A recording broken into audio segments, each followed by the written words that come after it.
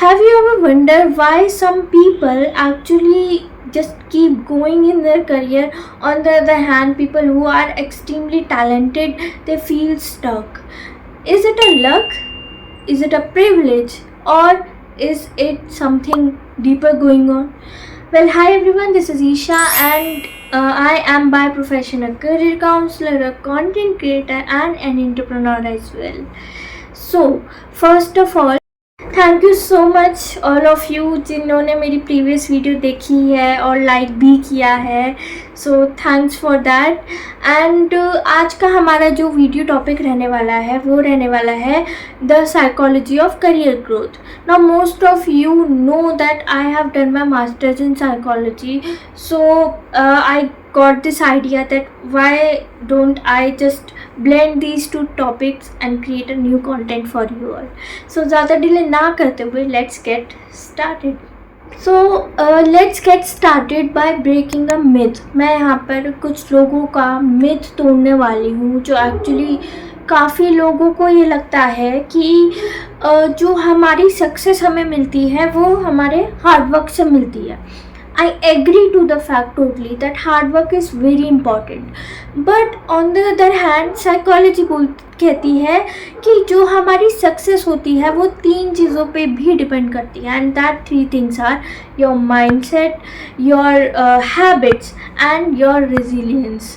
सो ये सारी जो चीज़ें होती हैं इन पे भी डिपेंड करता है। No doubt hard work is very important. अगर आप हार्ड वर्क नहीं करोगे you won't get anything, right? But the thing is how you feel, how you react can create a difference in the situation.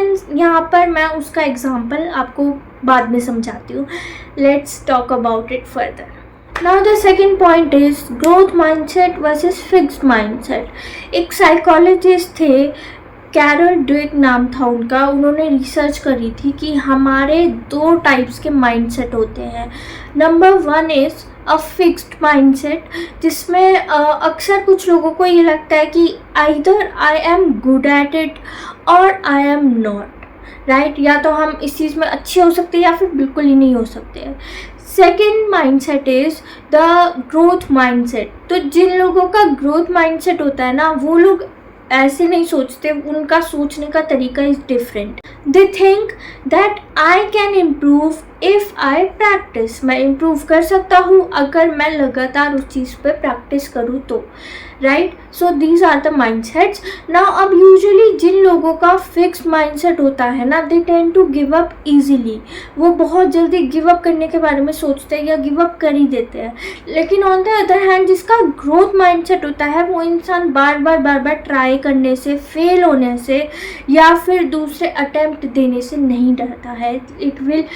ही और she will keep on trying on things. अब आते हैं situation वाले example पे जो मैंने आपको last time बोला था।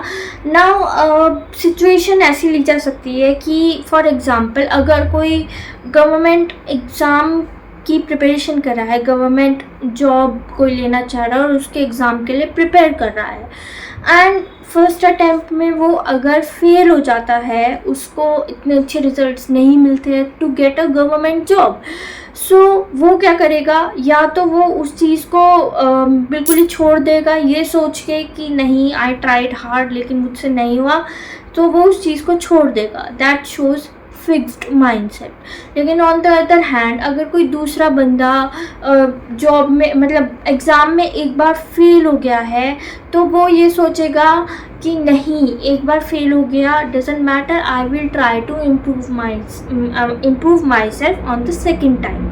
दूसरी बार में वो इम्प्रूव करेगा, वो प्रैक्टिस करेगा, वो अपने आप को सुधारने की कोशिश करेगा, which shows your growth mindset.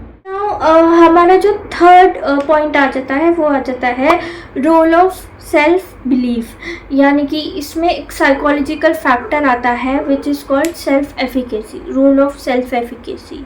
Now यहाँ पर अगर दो लोग सेम चैलेंज को फेस कर रहे हैं, for example they are giving an interview, job interview, the one both gets rejected, situation दोनों के लिए सेम है।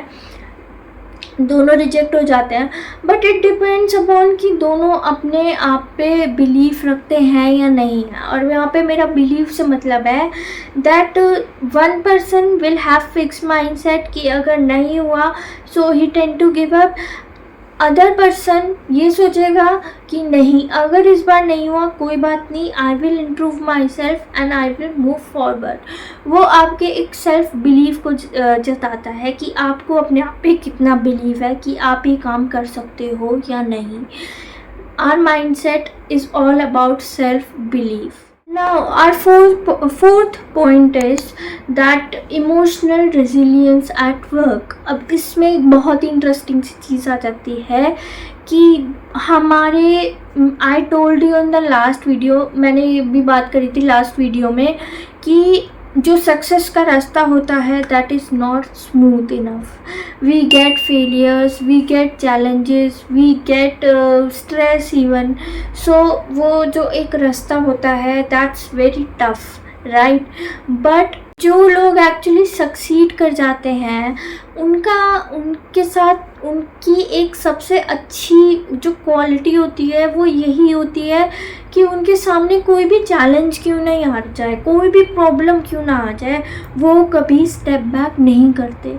दे try to improve themselves, they have this positive mindset, positive aura in their personality that no, I have to improve myself and I will succeed। दूसरा कि वो अपने mindset को ऐसे ट्रेन कर लेते हैं कि वो अपनी जो प्रॉब्लम्स होती हैं उनको टेम्परेरी देखते हैं, मतलब they see their problems as a temporary part, not a permanent thing.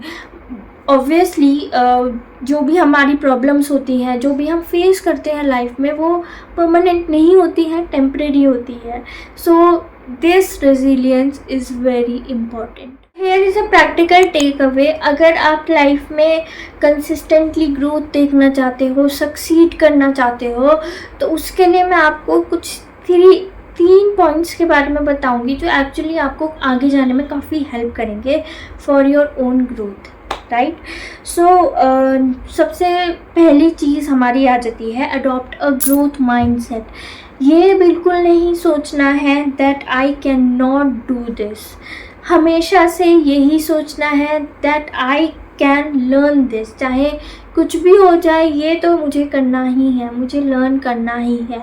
अब जब भी हमारे स्कूल में एग्ज़ाम्स होते थे तो हम जैसे तैसे कुछ भी लर्न करके we tend to give exams, right. हम कुछ भी ऐसे लर्न करके हम एग्ज़ाम देने जाते थे, तब हम ये नहीं सोचते थे कि यार नहीं हो रहा, छोड़ दूँ क्या, बिकॉज एग्ज़ाम छोड़ना is not an option, was not an option, never.